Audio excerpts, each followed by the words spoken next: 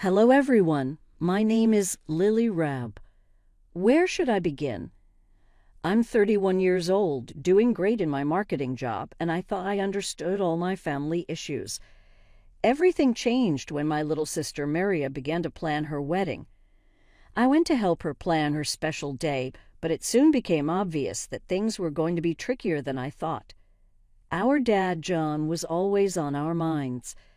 Since his divorce, he has changed a lot. He's been having a hard time getting caught up in drinking and bad decisions. I think one of the worst choices is his new girlfriend, Julie. When I first met her, I felt something was off. One day, while Maria and I were picking flowers, she looked at me and I could hear the worry in her voice. "Lily, do you think Dad will come here sober?" she asked, her eyes full of hope. "I really hope so," I said, trying to make her feel better. "I do it for you." But inside, I really didn't think hope would be enough. As the wedding day came nearer, I felt more like a referee than a maid of honor, always trying to keep everyone calm. My boyfriend, Paul, was really great during everything. He would always try to help me relax, saying things like, "Babe, you can't control everything."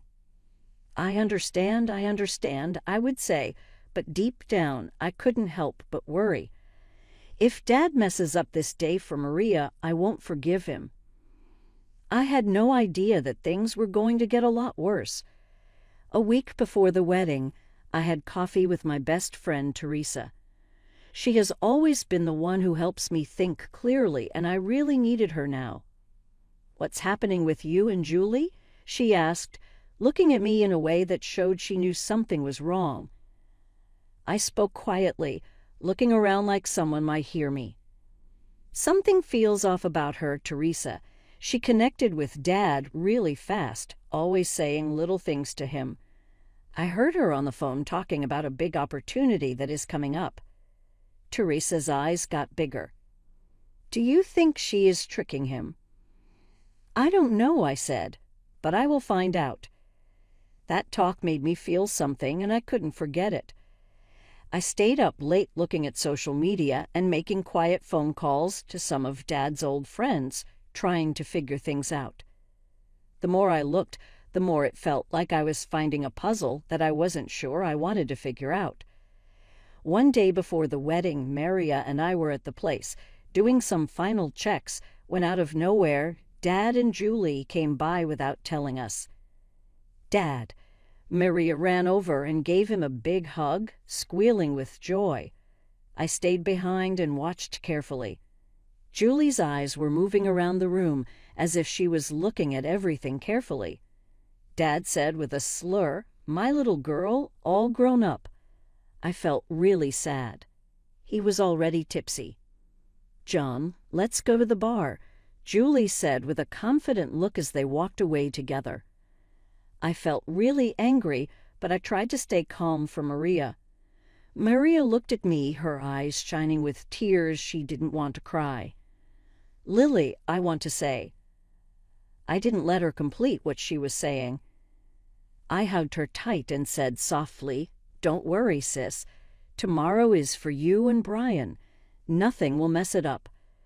I wish I had realized how mistaken I was. People say there is always a quiet time before a big trouble. Our storm was coming, and it was going to be really strong, like a huge hurricane. I stood there, holding my baby sister Maria tight, and I made a quiet promise to myself. I will always make sure she is happy. Back then, I didn't know I would be fighting for more than just a great wedding day. The ceremony was really nice. Maria looked really beautiful, and for a short time, all the family problems seemed to go away. As I stood next to her, watching her say her vows to Brian, I felt a small spark of hope. Perhaps we can get through this day without any issues. I really wanted Maria to have one perfect day. But that delicate hope was broken as soon as we entered the reception. I spotted him right away, Dad, by the bar, already drunk, with Julie holding onto him tightly. I felt really sad. "You okay?" Paul, my boyfriend, whispered as he squeezed my hand, sensing my unease.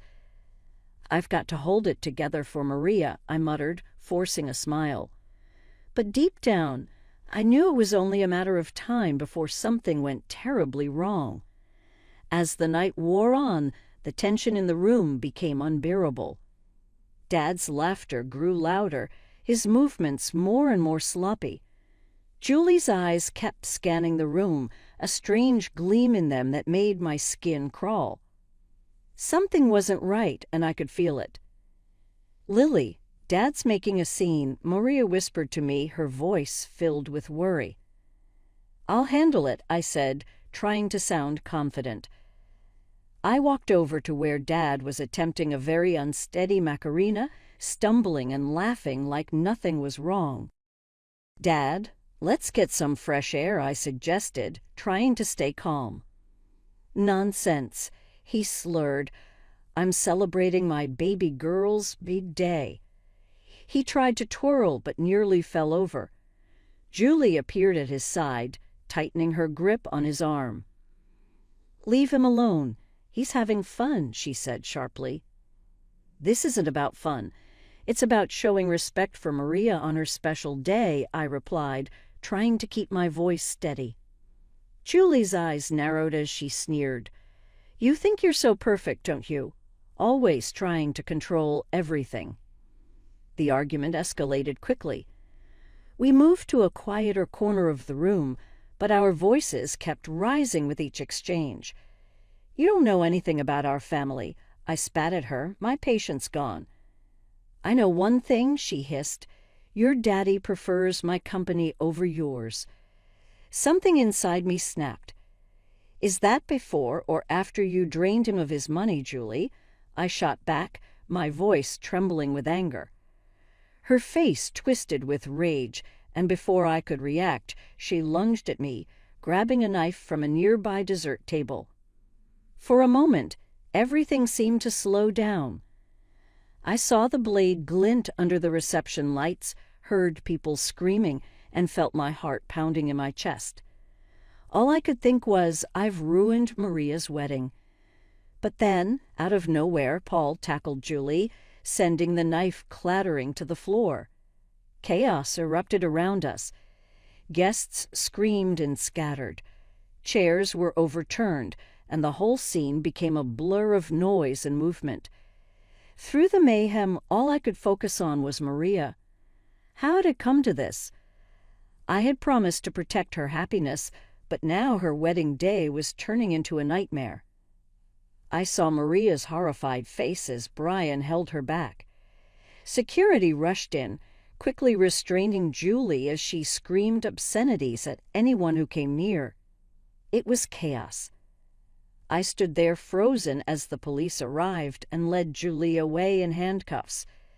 In that brief moment, I caught a glimpse of Dad. He looked completely lost and broken. That was when I realized things would never be the same again. The days following the wedding were a blur. Between police reports, interviews, and endless sleepless nights, I felt like I was living in a nightmare.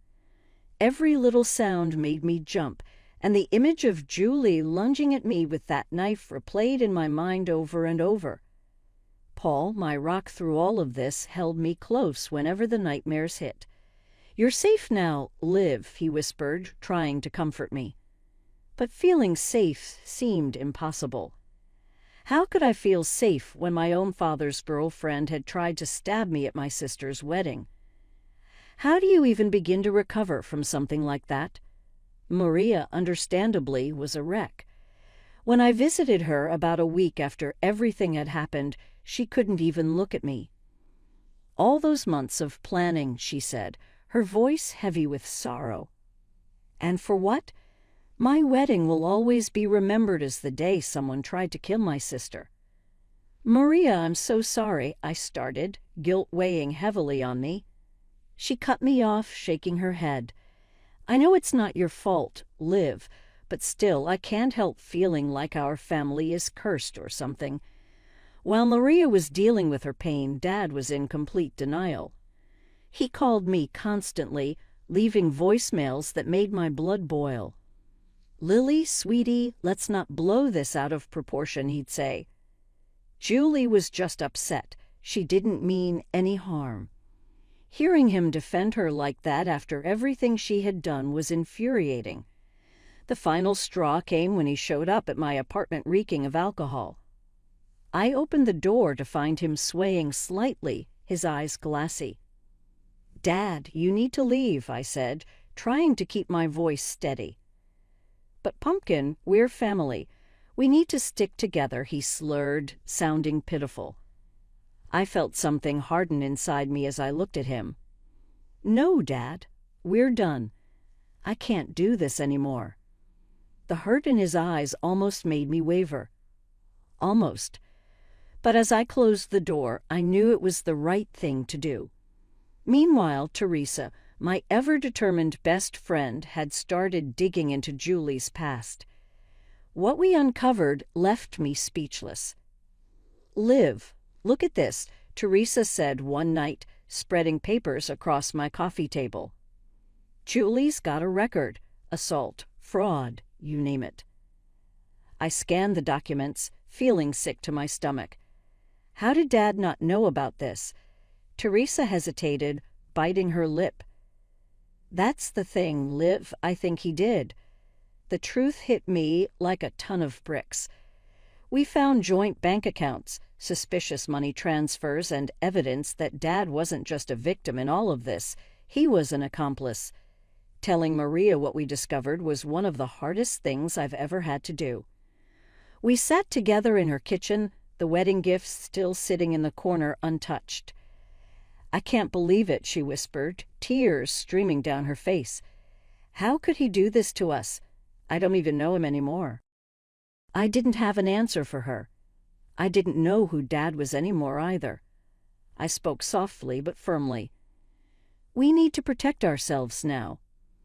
Maria looked at me, her expression shifting to one of determination. "I'm with you, Liv. Always," she replied. Despite her words, the guilt weighed heavily on me. I had exposed our father's crimes, and in doing so, I might have destroyed his life. But then again, hadn't he already done that to himself? The mix of anger, confusion, and guilt was too much for me to handle alone. So I decided to seek help. That's how I found myself sitting in a therapist's office, trying to make sense of it all. "Lily, it's normal to feel conflicted," my therapist, Dr. Jacob, reassured me during one of our sessions. "You've been through something traumatic. You're grieving the loss of the father you thought you knew." I stared down at my hands, feeling torn. But shouldn't I hate him after everything he's done? "There's no should when it comes to emotions," she explained kindly. "What's important is that you acknowledge how you feel and work through it." Working through it sounded easy, but it wasn't. Still, as I left Dr. Jacob's office that day, I felt a small glimmer of hope. It wasn't much, but it was a start. Maybe, just maybe, I could rebuild something positive from the ruins of my family's past. For months after the wedding disaster, I found myself in a place I never thought I'd be, happy. Despite everything that had happened, I had a strong support system. Maria, Paul, Teresa, and I had become an unbreakable team. Our bond was stronger than ever. One night, while we were having dinner at my apartment, Maria raised her glass. To new beginnings, she toasted. And to family, the one we choose, I added, clinking glasses with my sister. The media was all over Julie's trial. It was a circus. Sitting in that courtroom, my stomach was in knots as Julie's true nature was revealed for everyone to see. Dad sat beside me, looking completely stunned as her history of crimes came to light. But the real shock was yet to come. Teresa and I had been working hard, gathering evidence of Dad's involvement in Julie's schemes. During the trial, our lawyer stood up and addressed the court. "Your Honor, we have documentation proving John Rabe's involvement in Miss Blake's fraudulent activities." As the legal battle continued, my personal life took an unexpected turn for the better. My career started to take off. One Sunday afternoon, my boss called me into his office. "Lily, we're promoting you to Senior Marketing Director," he said with a smile. "Your resilience and creativity this past year have been outstanding." I left his office in a daze, immediately calling Paul to share the news. "Babe, that's incredible. I'm so proud of you," he exclaimed, excitement clear in his voice. Amidst all the chaos, Maria and Brian made a beautiful decision. They decided to renew their vows. This time it was a small, intimate ceremony in their backyard with only close friends and family. "Second time's the charm," Brian joked, making Maria giggle as they exchanged rings again. Watching them, I felt a sense of peace wash over me. We were finally healing, all of us. Then the day of Julie's sentencing arrived. The courtroom was filled with tension as the judge prepared to deliver the verdict. As I sat there, I reflected on how far we had come since that fateful wedding day. We had been through so much pain and betrayal, but somehow we had made it through. We were strong and we were going ahead. It was hard, but we found our way back to each other. The storm was over, and we were starting to feel calm again. I got up to give my victim impact statement. My hands were shaking, but my voice was calm. "The marks from that night are still there," I said, "but they have made me stronger." I stared right at Julie, feeling this was my chance to take back my life. I'm here today not as someone who has suffered, but as someone who has overcome. When Julie was taken away in handcuffs, I felt a sense of peace. It felt like a long and hard part of my life was finally finishing. But the true celebration happened a month later. Maria, Brian, Paul, Teresa, and I met at my favorite restaurant to celebrate my promotion and all we had been through together. To Lily, Teresa lifted her glass, grinning broadly. "The strongest person I have met." I had to jump in before she was done and say, "To all of us." I looked at the faces of the people who had been with me during the toughest year of my life. To show that family is not only about blood, but also about loyalty and love. While we laughed and told stories, I felt a change inside me. I saw how much had changed. The last year felt like a bad dream, but in a weird way it was also a blessing. It showed me who was truly important. It showed me how strong I can be. It helped me find the strength to remove negative and harmful things from my life. As I sat there, feeling the real love and happiness around me, I realized this was my happy ending. It wasn't perfect, and it had its marks, but it was real, and that made it beautiful. For the first time in a while, I felt good about what is coming next. I felt thankful for the family I found and the strength I discovered in myself. That's how my story finishes, but I want to know what you think. If you were me, would you give your dad another chance after all he did? Or would you have kept those limits like I did? It's a hard choice, and I understand that many of you have gone through similar problems with difficult family members. I want to know about your experiences. Share in the comments how you dealt with tough family situations in your life. If you liked my story, please click the like button and think about subscribing for more real-life stories and talks about dealing with tricky family relationships. Your help is really important to me, and it lets me keep sharing these personal stories. Thank you for watching. I'll see you in the next video.